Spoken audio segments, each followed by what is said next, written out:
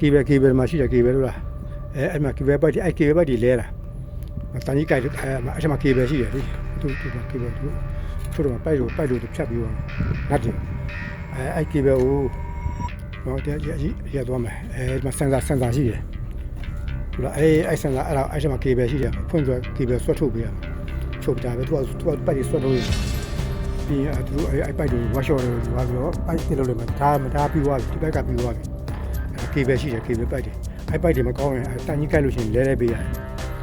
အများနဲ့မလဲရပါဘူးတစ်နှစ်မှတစ်ခါချုပ်